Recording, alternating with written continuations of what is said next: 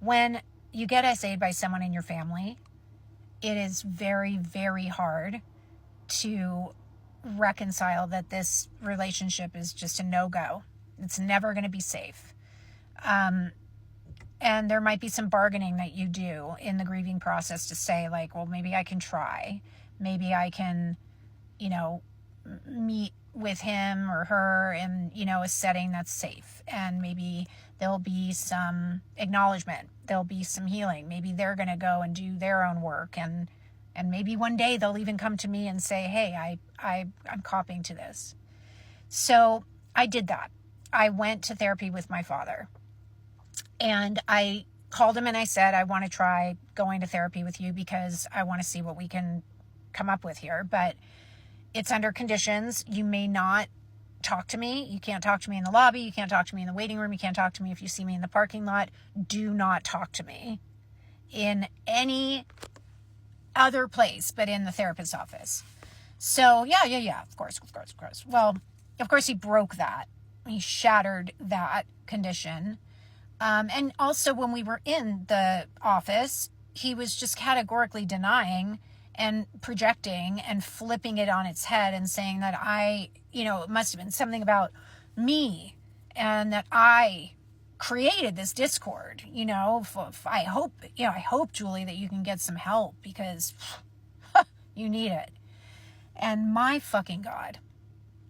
So I left. I said, I'm not going back to therapy with you. You can fuck right off. And I would set down the relationship. And then I would have these like, God, I want to have a dad. Like, I want to be able to have a dad. And maybe enough time's passed and maybe it's going to be different. Anyway, I kept going back in, like, maybe now it's going to be different. Until I didn't anymore. And what changed and what really helped me to see, like, it does not matter if those feelings come up, if that grief comes up, I'm not going to act on that. I'm not going to pursue anything with him. So what I did do is I kept healing, not alone. I healed, co-regulated with people, did like low stakes kind of trusting things. Like, I'm going to spend some time with this person. I'm going to be vulnerable with this person. I'm going to build up some tolerance for closeness. And I co-regulated with people. It was amazing. There were times that I would spend like a chunk of time crying almost every day. And there were other times when I thought I was apathetic or I thought I was kind of over it. And then some other thing would come up, a new memory, or I found out my dad was a fugitive and wanted by the FBI and he ended up getting caught. And it wasn't even for what he did to me. It was because he defrauded millions of dollars out of elderly people's trusts. Disgusting.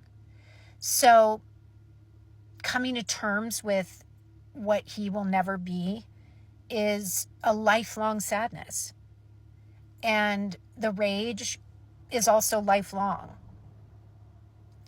But I've woven that into the tapestry of my life. And I feel very current with myself about it.